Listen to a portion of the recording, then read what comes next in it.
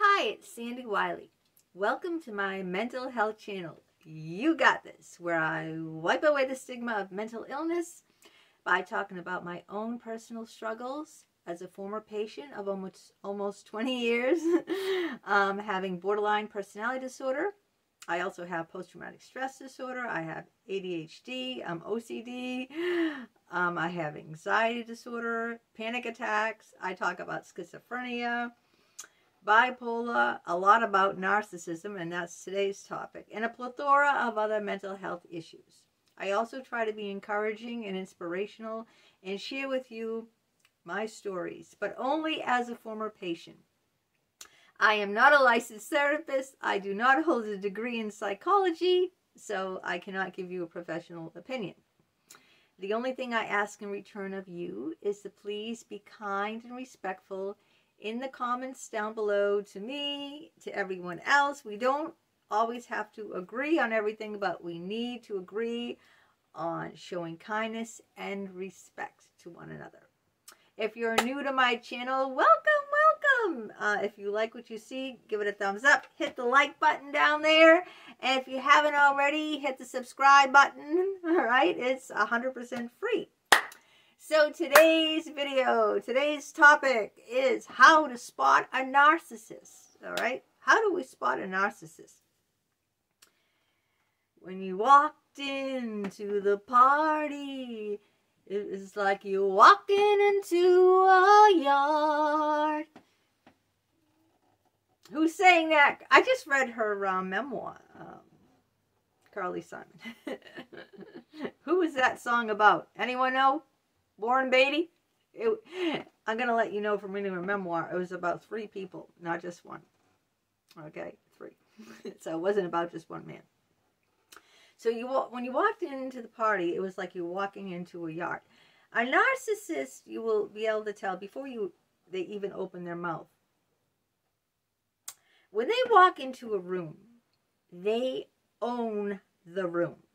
Okay, I knew the manager when I worked as a security guard in Atrium Mall. The manager of Ross Simon, Gary, I forget his last name now. All right, he was this little midget. He looked like a jockey. You know those jockeys that ride on the horses? They're like they're about 5 foot nothing. All right, and they weigh about 110 pounds. This was Gary Davis. That's his name, Gary Davis. Okay, takes time in the old age to recall all things. All right, when he would come down the escalator in the mall, all right, from his Ross Simon jewelry store, he'd get on that escalator. 5 foot nothing, maybe 110 pounds. I mean, he wore glasses. He had a pointy little nose. Okay, like I said, he was real thin, black hair, glasses, and he would hold himself 5 foot nothing on that escalator, riding down, and he just had this air about him, like he commanded attention. All right, people like that, when they enter a room, narcissistic people, they will own the room. Okay, I don't know how they do it. Even before they even say anything, it's just the way they walk in, like they're the center. Okay, like they're the centerpiece. They're the, like they're the bomb. They're it. Okay, think about back in high school. All right, the girl who had all the guys hanging around her, or the guy who had all the girls hanging around him. They flock.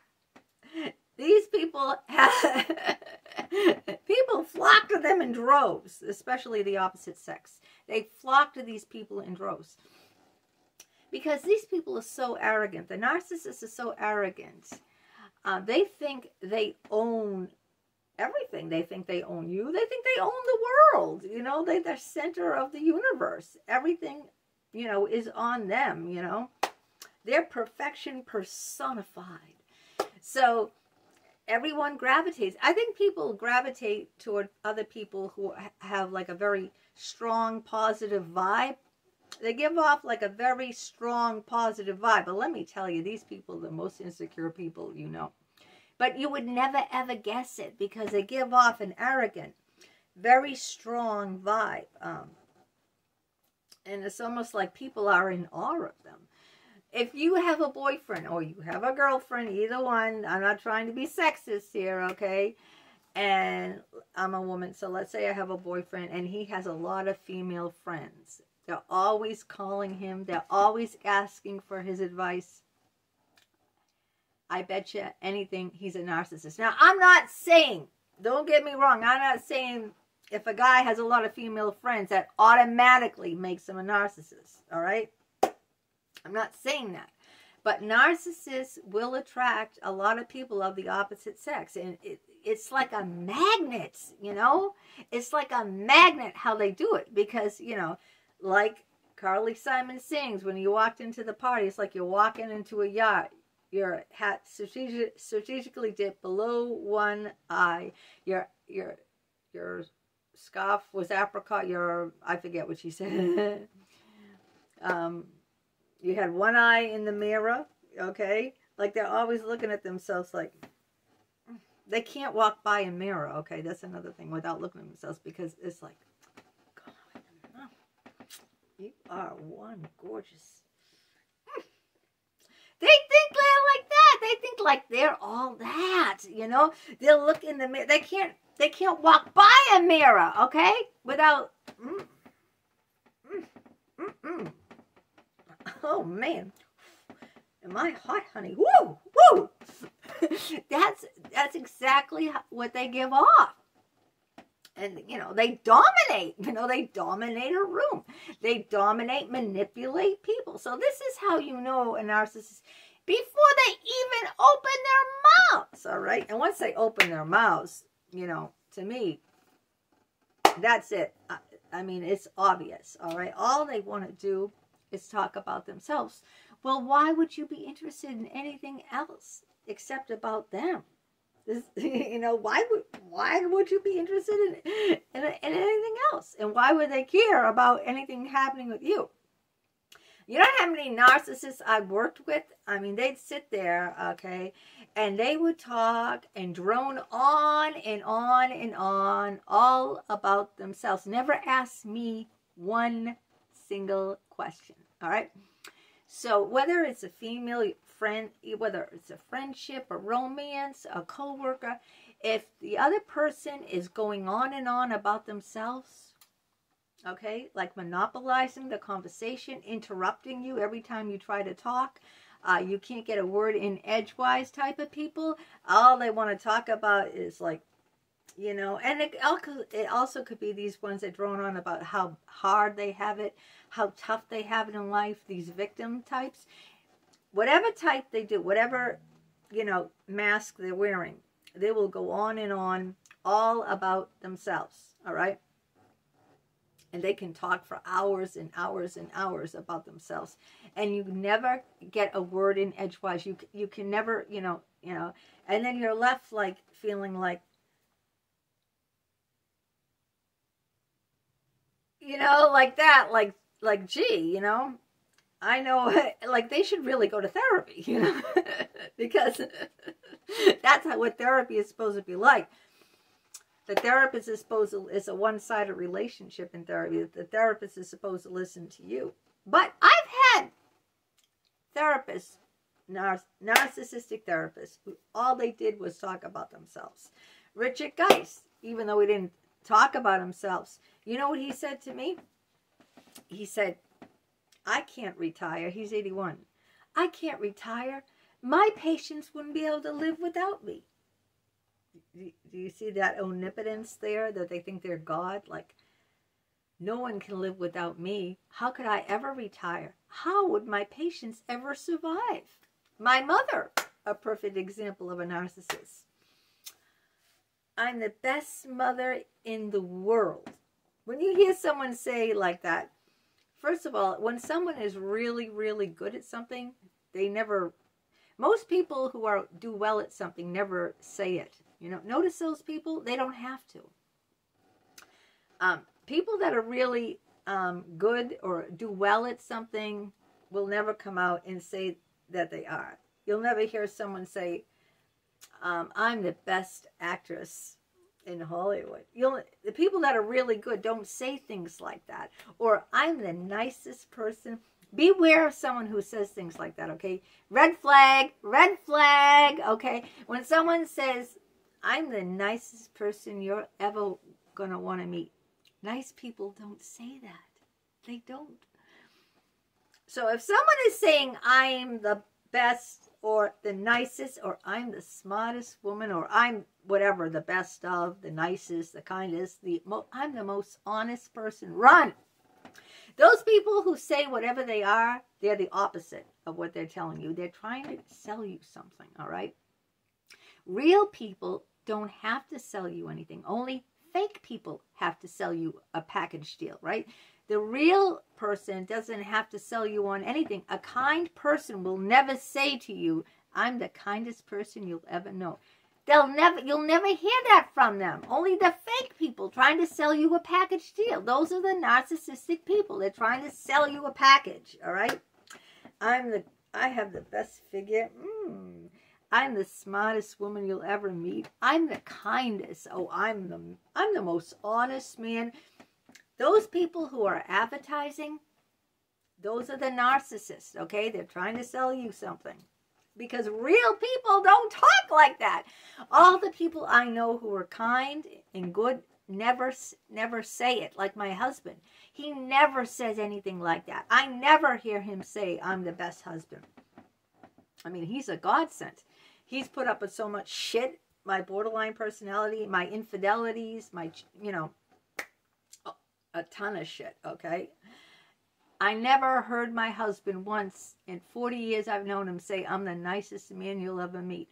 Or never once. Because the real deal doesn't have to sell it, all right? Only fake, only phony people have to sell it. Only the narcissists have to make the pitch, have to, try to convince you, all right? Real people don't do that. That's another thing, all right? So those are some of the ways that you can tell a narcissist. You can tell by their demeanor, how they act. If they, everyone is on them. They expect full attention on themselves. All they do is talk about themselves. Try to sell you a package about themselves. You can never, get a word in. And they think that, they act like, you're lucky you have me. Have you ever, got that feeling from someone like, like they're doing you a favor, all right? A friend, it could be even platonic, a friend or whatever, like, I'm really doing you a favor. No one would want to be friends with you. Look at you, I'm doing you. You're lucky, that you have me as a friend. Real friends don't act like that. They don't say things like that. They don't act like that. No. If you get that feeling, you picking up that vibe, that's a narcissist. That is a narcissist. They're so entitled, They're entitled. They think the world owes them everything. And they act like that, like, I'm the best mother in the world, I can't retire, my psychologist says. My patients would never be able to live without me.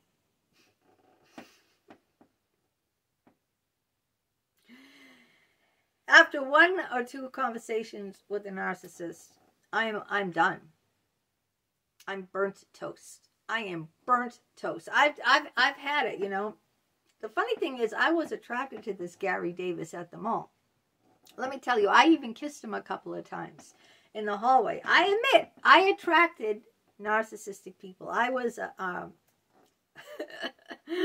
I don't know what it was. Probably from my childhood, being raised by a narcissistic mother. I attracted that kind of people. And I was, because I was very shy, extremely shy. I was very insecure as a child. I was chubby, overweight. I had pimples all over my face. I had a very, very big, have you noticed how big my nose is? I have cellulite. I mean, I was very shy, very insecure. So when I see someone like Gary Davis, who like commands attention, who, you know, walks down the escalator like, you know, like this, you know, I'm kind of like, you know, I was kind of drawn to that, you know, that confidence, that security, but it wasn't. It was false. It was all fake. A couple of conversations I had with this guy where he just talked all about himself, all wrapped up, never asked anything about me. The attraction, I wasn't attracted. He asked me out on dates and everything, even though he knew I was married. My husband worked in the same mall. I didn't want nothing to do with him, okay? After I had 1 or 2 conversations with this man, I didn't want nothing to do with him because I figured out, yeah, he's narcissistic, yeah. That confidence and everything, that's all a fake. That's all a fake. That's all the front. The front they put on, the big front. So, that's how you spot them. And if you do spot them, run the opposite way. Please, run, run, run, run. You do not want to get involved with these type of people. And there's gazillions and gazillions of channels that just deals strictly with narcissism, and you know, you can watch those and figure out why would I ever want to get involved with one of these people. All right, till next time, take care.